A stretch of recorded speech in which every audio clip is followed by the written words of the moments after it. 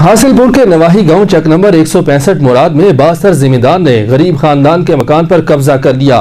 गरीब खानदान पिछले 3 सालों से खुले आसमान तले जिंदगी गुजारने और इंसाफ के हुसूल के लिए दर बदर की ठोकरें खाने पर मजबूर है।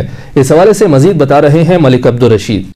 जी बिल्कुल ऐसा ही है कि सिटी न्यूज़ एक बार फिर बन रहा है एक मजलूम ख़ानदान की आवाज़। और मैं इस वक्त मौजूद हूँ तहसील हासिलपुर के नवाही गांव चक नंबर 165 मुराद में, जहां पर बाअसर ज़िम्मेदारों ने एक गरीब ख़ानदान के मकान पर, कमियों के मकान पर कब्ज़ा किया हुआ है। अरसा दराज से कब्ज़ा किया हुआ है। पुलिस इनके किसी किस्म की कोई सुनवाई नहीं कर रही। इस वक्त जो मुतासरीन है हमारे साथ मौजूद हैं, हम उनसे जानते हैं कि उनका इस हवाले से क्या कहना है। जी बाबा जी, पहले तुसी ये दसियो कौन लोग ने जिन्होंने तुहाडे मकान ते कब्जा किया है? घराए आ जी, साडे मकान 'च बैठे आ।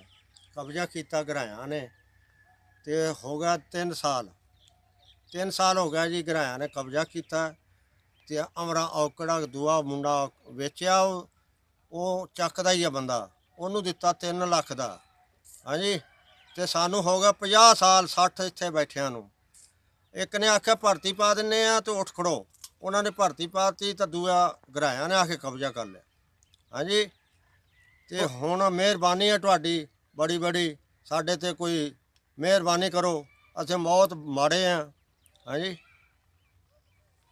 जी नाज़रीन, जैसा कि आपने मुतासरीन का मौक़िफ़ जाना, उनका यही कहना है कि पिछले 3 सालों से हमारे मकान पर बाअसर ज़िम्मेदारों ने कब्ज़ा किया हुआ है और हम मुतअद्दिद बार DSP SHO के पास भी पेश हो चुके हैं, लेकिन हमारे मकान पर कब्ज़ा नहीं छुड़वाया गया और हम इस वक्त खुले आसमान तले अपनी ज़िंदगी बसर करने पर मजबूर हैं। हमारे साथ कुछ ख़वातीन भी मौजूद हैं, हम उनसे भी जानते हैं कि उनका इस हवाले से क्या कहना है। जी खाला, तुसीं की आखो, कौन लोग ने जिन्होंने तुहाडे मकान पर कब्ज़ा किया है? मकान दे विच इन्हां ने ना आण के कब्जा किया, सानू डरावे दिंदे रहे भी तुसीं निकलो बाहर, निकल के तो तुसीं ना अपना असीं भर्ती पाउने आ। विच मकान भी सीगे, विच टालियां भी सी साडियां। इन्हां ने मकान ढा के ते इन्हां ने अपने बना लए, बना के ते इन्हां ने गांह वेच दिता। वो जिहड़ा सी एक होर सीगा उन्होंने गांह वेचता, इस घराए नूं देता। घराए ने अगां असीं जाने आ तो सानू धमकियां दिंदे आ भी असीं नहीं हाथा देना। इन्हां ने कब्जा कर लिया है, इन्हां ने कब्जा करके तो फिर उल्टा साडे घर तुर गए। तोड़ के मुंडे ने जाके साढ़े पछताओ रख दिता। पछताओ रख के सानू अंदर लै गया खिच के, तो कहने लगा भी चल जे रौला पाया थानू मार सटांगे।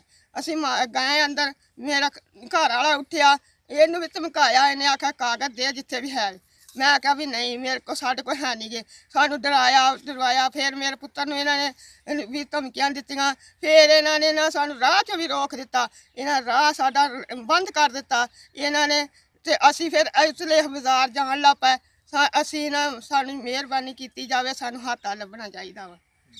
हाँ, हमारे ऊपर मेहरबानी की जाए, ये यही मुतालबा कर रही है वज़ीर आज़म पाकिस्तान से, चीफ जस्टिस ऑफ पाकिस्तान से कि हमें हमारा हक दिलवाया जाए। हमारे साथ कुछ और अहले इलाका भी मौजूद हैं, हम उनसे भी जानते हैं कि उनका इस हवाले से क्या कहना है। जी तुसीं ये दसियो कौन लोग ने जिन्होंने तुहाडे मकान ते कब्जा किया है?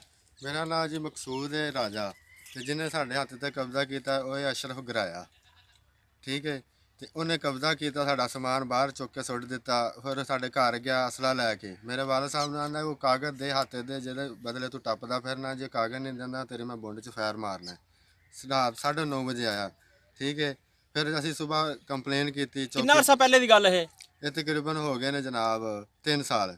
ठीक है, तो साड़ी तो कोई भी नहीं सुनता। असीं उल्टा थाने गए हैं, थाने वाले भी इन्हां दे नाल रले मिले ने। ठीक है, पुलिस की कहती है? पुलिस ये गल कहती है तुसीं कर दिओ ड्रामा, सारा तुसीं ड्रामा करदे हो। एडे शरीफ लोग ने जिन्हां तुसीं इल्जाम ला रहे हो। अच्छा, तुहाडे वालिद साहब दे फैर किन्ने मारिया सी? ये जी इन्हां पिंड वाले घराया ही मारिया जी फैर। फिर कुछ भी नहीं जी, इत्थे बस मिन्नत मथाजी हो गई। FIR कटवाई सी जी, बहरहाल वो भी असीं अनपढ़ बंदे हैं, बिल्कुल जाहल जिन्हों आंदे ने, सानू लिखाई लुखाई का कोई नहीं पता। असीं तो एक अतमाद करके सुलह कर लिया ना है जी, वो जिहड़ा हत्थ आ ना वो तुहानू असीं दे दिंदे। असीं आखिया ठीक है, साडा हत्थ आ सानू दिता जाए, मेहरबानी, असीं अपने बच्चे लैके उत्थे बह जाइए। इन्हां जी हत्थ ना दिता, इन्हां गांह वेच दिता किसी नू।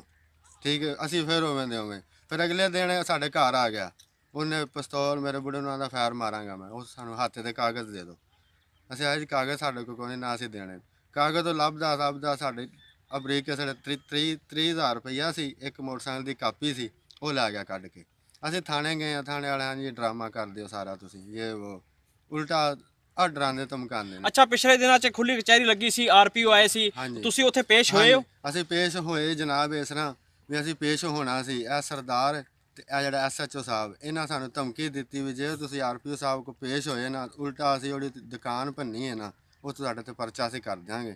ਇਹਨਾਂ ਗਰਾਇਆ ਕੀਤਾ ਉਹਦੀ ਦੁਕਾਨ ਵਾਲਾ ਵੀ ਡਰਾਮਾ, ਦੁਕਾਨ ਆਪਣੀ ਆਪ ਹੀ ਭੰਨ ਕੇ ਸਾਡੇ ਤੇ ਪਰਚਾ ਕਰਾਉਂਦੇ ਫਿਰਦੇ ਨੇ। ਤੇ ਹੁਣ ਤੁਸੀਂ ਕੀ ਮੁਤਾਲਬਾ ਕਰਦੇ ਹੋ? ਸਾਡਾ ਮੁਤਾਲਬਾ ਇਹ ਵੀ ਕਿ ਸਾਡਾ ਇੱਕ ਜਿਹੜਾ ਘਰ ਆਇਆ ਸਾਡੇ ਨਾਲ ਬਦਤਮੀਜ਼ੀ ਕੀਤੀ ਹੈ, ਉਹ ਪਰਚਾ ਕੱਟਿਆ ਜਾਏ ਤੇ ਸਾਨੂੰ ਹੱਥਾ ਦਿੱਤਾ ਜਾਏ। ਤੇ ਥਾਣੇ ਵਾਲੇ ਨੇ ਕਿੰਨੇ ਪੈਸੇ ਲਿੱਤੇ ਤੁਹਾਡੇ ਕੋਲੋਂ? ਇਹ ਜੀ ਸਾਡੇ ਕੋਲ 5000 ਰੁਪਈਆ ਮੰਗਿਆ ਉਹਨੇ। ਕਿੰਨੇ ਦਿੱਤੇ ਤੁਸੀਂ? ਮੇਰੇ ਕੋਲ ਜੀ 3000 ਸੀ, ਉਹ ਵੀ ਮੈਂ ਸ਼ਾਮ ਨੂੰ ਆਟਾ ਲਿਆਉਣਾ ਸੀ, ਉਹ ਹੀ 3 ਚੁੱਕ ਕੇ ਮੈਂ ਉਹਨਾਂ ਨੂੰ ਦੇ ਦਿੱਤਾ, ਬਸ ਹੋਰ ਕੋਈ ਨਹੀਂ ਪੈਸੇ। ਤੇ ਹੁਣ ਮੌਜੂਦਾ AC ਸਾਹਿਬ ਕੋਲ ਗਏ ਹੋ ਤੁਸੀਂ, DSP ਕੋਲ ਗਏ ਹੋ? ਹਾਂਜੀ, ਸਾਰਿਆਂ ਕੋਲ ਗਏ ਜੀ, ਪਿਛਲੇ ਮਹੀਨੇ ਦੇ ਭੱਜਣ ਦੇ ਆ, ਕੋਈ ਨਹੀਂ ਸੁਣਦਾ।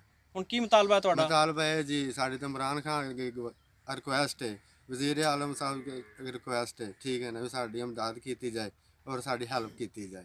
ਅਸੀਂ ਬਹੁਤ ਗਰੀਬ ਆਦਮੀ ਹਾਂ, ਨਹੀਂ ਤਾਂ ਅਸੀਂ ਸਾਡੇ ਨਿੱਕੇ ਨਿੱਕੇ ਬੱਚੇ ਉਹ ਮਰ ਜਾਣਗੇ, ਠਰ ਜਾਣਗੇ ਬਸ। ਜੇ ਫਿਰ ਮੈਂ SHO ਸਾਹਿਬ ਕੋਲ ਗਿਆ, ਮੈਂ ਕਿਹਾ ਜਨਾਬ ਸਾਡੇ ਬੱਚੇ ਠਰਦੇ ਪਏ ਨੇ, ਉਹ ਆਂਦਾ ਕਿਹੜਾ ਮੇਰੇ ਬੱਚੇ ਨੇ, मैं ठीक है जनाब, ऐसे घर आ गए। जी नाज़रीन, जैसा कि हमने मुतासरीन और अहल इलाका का मौक़िफ़ जाना, उनका यही कहना है और वो वज़ीर आज़म Pakistan, chief justice of Pakistan और वज़ीर आला पंजाब से यही मुतालबा कर रहे हैं कि हम पिछले 3 सालों से खुले आसमान तले अपनी ज़िंदगी बसर कर रहे हैं। पुलिस और जो मुतलका इंतज़ामिया है वो मुल्ज़मान के साथ मिल चुकी है और हमें किसी किस्म का कोई इंसाफ नहीं फराहम किया जा रहा। हम हाथ जोड़कर वज़ीर आज़म और पाकिस्तान से यही अपील कर रहे हैं कि हमें इंसाफ दिलवाया जाए और हमें यहाँ पर पाकिस्तान में जीने का हक फराहम किया जाए। हम लाते हैं टॉप न्यूज, आपके फेवरेट टॉक शोज और अनलिमिटेड एंटरटेनमेंट सिर्फ YouTube पर। अगर आपने अभी तक हमारा चैनल सब्सक्राइब नहीं किया तो अभी सब्सक्राइब करें और बेल आइकॉन को क्लिक करके हमारी लेटेस्ट वीडियोस के बारे में अपडेट जानें।